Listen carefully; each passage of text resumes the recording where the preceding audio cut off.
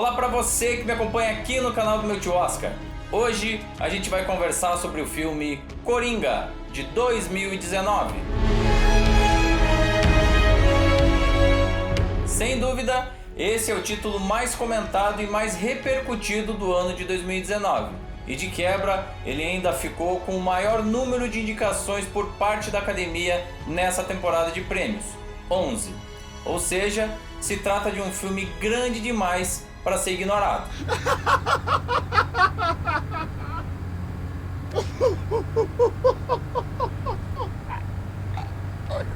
Sorry, I haven't.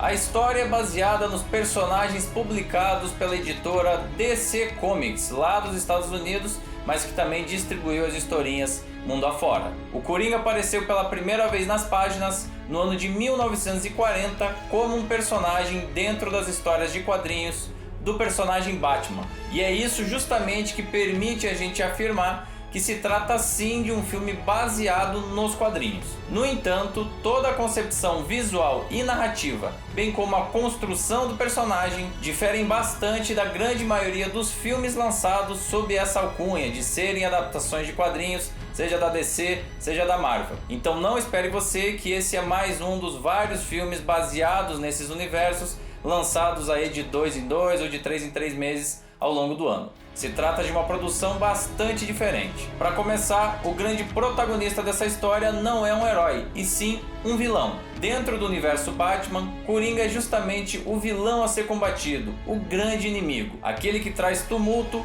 e perigo para a população de uma forma geral. Mas a partir do momento que o projeto traz ele por protagonismo da cena, você acaba humanizando esse personagem que deixa de ser simplesmente um maluco. Ao contrário, passa a ser construída uma empatia do personagem com o público, que passa a entender as origens do seu comportamento. You don't listen, do you? I don't think you ever really hear me. You just ask the same questions every week. How's your job? Are you having any negative thoughts? All I have are negative thoughts. But you don't listen anyway. I said, for my whole life, I didn't know if I even really existed. But I do. A adaptação desse personagem para o cinema não é necessariamente uma novidade. Vários outros atores já interpretaram o Coringa em ocasiões passadas, sendo que os exemplos mais lembrados são de Jack Nicholson no longa-metragem Batman de 1989, que na época foi dirigido por Tim Burton, e o vencedor do Oscar na categoria Melhor Ator Coadjuvante em 2008, Heath Ledger, pelo filme Batman, o Cavaleiro das Trevas. Agora, nenhuma dessas adaptações e dessas histórias já contadas chegou aí profundamente nas origens daquele personagem, de como ele se tornou quem ele se tornou.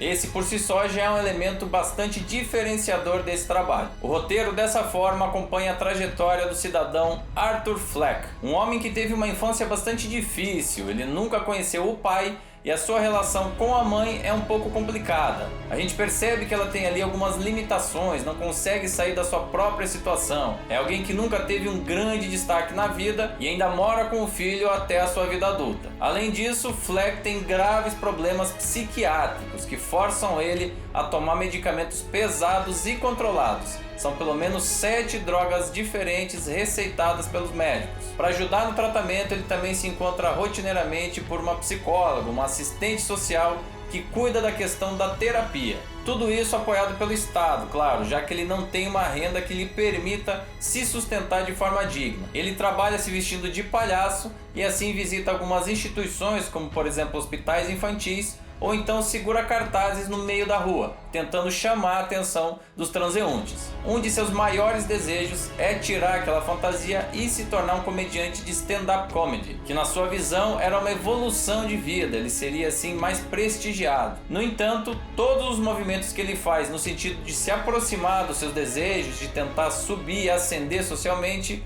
acabam sendo frustrados de forma retumbante. Absolutamente nada parece dar certo naquele ambiente onde ele vive. A lot of the guys, they think you're a freak, but I like you. I don't even know why I like you. But I got another complaint. It's starting to piss me off. Kenny's music. The guy said you disappeared. Never even returned his sign. Because I got jumped. Didn't you hear? For a sign? It's bullshit. It doesn't even make sense. Just give him his sign back. He's going out of business, for God's sake, Arthur. Why would I keep his sign? How the fuck do I know? Why does anybody do anything? If you don't return the sign, I gotta take it out of your paycheck. Are we clear? O cenário onde tudo isso acontece é a cidade de Gotham, uma metrópole tão cheia quanto decadente. As ruas seguem permanentemente entupidas de lixo, ratos e pessoas vivendo em condições totalmente miseráveis. A taxa de criminalidade é assustadoramente alta e aquela verdadeira selva de concreto nos apresenta alguns cenários feios, sujos e mal cuidados.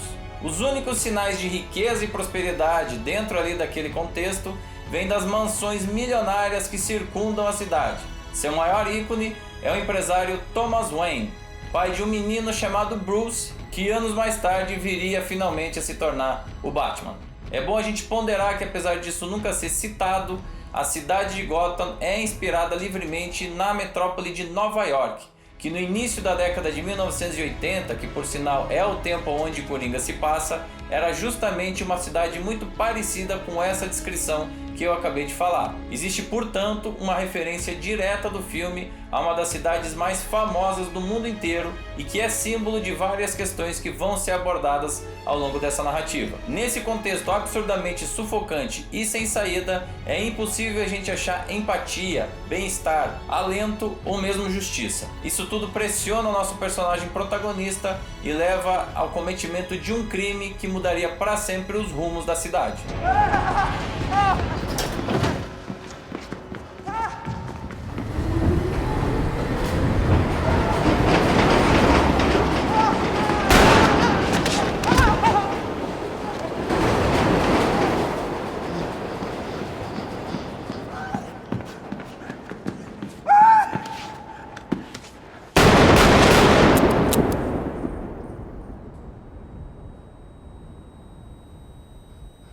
A partir desse momento, as revoltas sociais eclodem por toda a cidade, e o nosso personagem protagonista, que se sentia completamente anulado na sua individualidade, passa a ver um propósito. É como se pela primeira vez em sua vida ele tivesse feito a diferença, tivesse sido notado. É um reconhecimento que nunca tinha vindo antes, ainda que por razões completamente questionáveis. Nesse sentido, é bom a gente apontar que o filme introduz uma crítica implícita ao neoliberalismo que vinha sendo implementado desde o início da era Ronald Reagan, lá nos Estados Unidos. Com isso, foi abandonado o estado de bem-estar social, que era uma política adotada aí pelo governo norte-americano até então, e acabou causando quadros sociais bastante debatidos desde então. Essa discussão acabou se estendendo mundo afora e o filme acabou sendo acusado de incitar a violência. O assunto ficou realmente sério e nos Estados Unidos foi proibido o uso de máscaras durante as sessões do filme. Policiais à paisana, inclusive, fizeram a segurança do público que ia às salas de cinema para assistir o filme nas primeiras semanas de exibição lá nos Estados Unidos. E um cinema da cidade de Aurora, inclusive, se recusou a exibir o filme depois que ele foi vítima, ainda no ano de 2012, de um atirador que entrou, matou 12 pessoas e feriu mais de 70 durante a exibição do filme Batman, o Cavaleiro das Trevas Ressurge. É claro que essas polêmicas acabaram contaminando também o diretor e o elenco do filme, e inclusive Joaquin Phoenix acabou se retirando de uma coletiva de imprensa ao ser perguntado sobre essas questões. Todd Phillips se defendeu mais de uma vez desse tipo de comentário e a Warner Bros. Chegou a divulgar uma nota oficial sobre o tema. Abre aspas. Não é a intenção do filme, dos produtores, nem do estúdio transformar o personagem em um herói. Não confunda. Nem o personagem fictício de Coringa, nem o filme em si endossam a violência do mundo real. Fecha aspas. Essa é uma discussão que sempre aparece em filmes mais populares e que tem a violência aí no meio da sua narrativa. Até que ponto um filme pode ou não influenciar uma pessoa a cometer barbaridades contra outras após o seu lançamento. You believe that shit? Fuck 'em. I think the guy that did it is a hero. 3 less pricks in Gotham City. Only 1 million more to go. In the sky, you get by. That's the time you must keep on trying. Questões sociais e políticas à parte, o filme é de um acabamento técnico simplesmente perfeito. Saltam aos olhos imediatamente o impressionante desenho de produção, que criou ruas e estações de metrô totalmente de acordo com o humor do filme. Essa depressão generalizada daquele espaço está presente em cada um dos cenários construídos, sejam eles menores ou maiores. A fotografia ajuda a compor essa sensação visual e itens como som e maquiagem adicionam camadas ainda mais ricas para essa narrativa. E eu destaco aqui ainda a trilha sonora e a escolha das canções. Além das criações originais e instrumentais crescerem justamente na hora certa, com tons dramáticos graves, existe ainda uma certa acidez, uma certa sátira no uso de algumas canções escolhidas ao longo do filme, como por exemplo o clássico Smile, ou então o clássico de Frank Sinatra, That's Life. Também não tenho como deixar de apontar a decupagem e a direção como um dos maiores trunfos desse trabalho. Todd Phillips começou sua carreira como diretor de ficção dirigindo comédias. A primeira, do ano de 2000, era Caindo na Estrada, uma comédia adolescente como tantas outras daquela época. Em 2006 ele dirigiu Escola de Idiotas e em seguida notabilizou a trilogia Se Beber Não Case. E para quem tinha alguma dúvida da sua capacidade com um filme mais sério, por assim dizer, tá aí a resposta. Todas as sequências foram muito bem estudadas e a colocação da câmera e a maneira que ele explora as emoções de cada personagem, e especialmente do nosso protagonista, é trabalho de gente gigante, muito competente. Tem 2 sequências que eu particularmente gosto demais e que na minha opinião revelam muito bem todas as qualidades de Todd Phillips. Uma delas é a própria sequência inicial, onde a gente vê o nosso protagonista de frente ao espelho. O estado de nervos do Coringa, junto com aquela narração que a gente tem do rádio, da situação da cidade, é uma metáfora perfeita para o que seria o filme a partir dali. Além disso, a sequência onde o Coringa dança na escada é uma das mais lembradas, mais emblemáticas desse filme e crucial para o momento desse personagem na linha narrativa.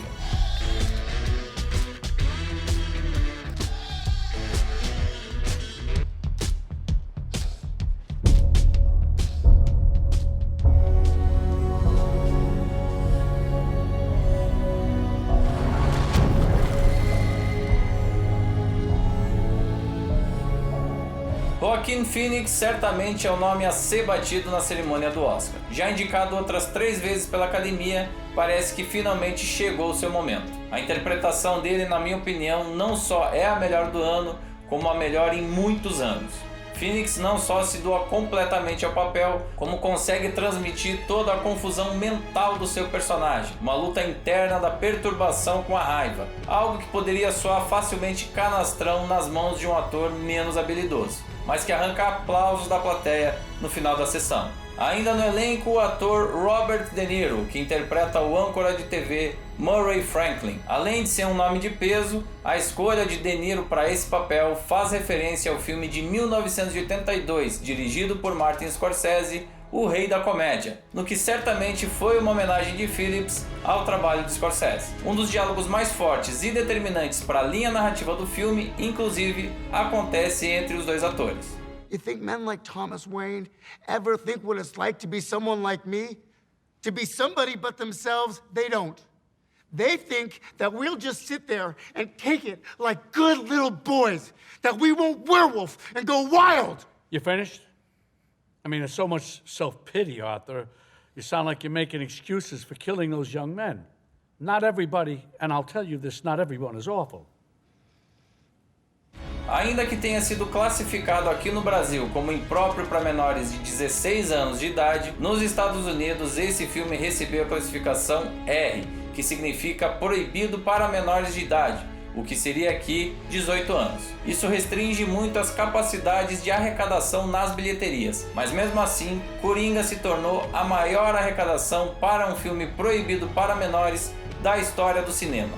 Até o presente momento, janeiro de 2020, ele já arrecadou mais de $1 bilhão nas bilheterias do mundo todo. Ele também começou a sua trajetória internacional como o grande vencedor do Festival de Veneza, um dos mais importantes do mundo. Se vai ou não conseguir ter fôlego para arrebatar o prêmio principal da noite, a gente ainda não sabe. Coringa, no entanto, é sim um dos filmes mais importantes e mais repercutidos desse ano de 2019 e merece muito a sua atenção.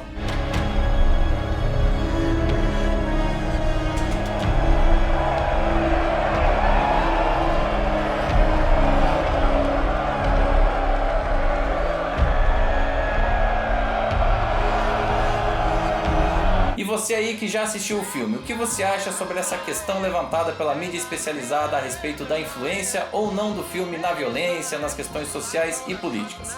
Usa o espaço aqui embaixo, deixa o seu comentário também. Não esquece de curtir o vídeo, compartilhar o material, se inscrever no canal e ativar as notificações no sininho. Se você quiser uma outra opinião sobre esse mesmo filme, também acesse o site do Cinema e Afins para conferir uma outra crítica. E olha, a gente segue aqui analisando os filmes indicados na categoria principal, sendo que o nosso próximo vídeo vai ser sobre o vencedor da Palma de Ouro em Cannes, Parasita. Tá muito legal, hein? E dia 9 de fevereiro não perca a live simultânea, transmissão ao vivo da cerimônia do Oscar aqui no canal. Te espero aqui.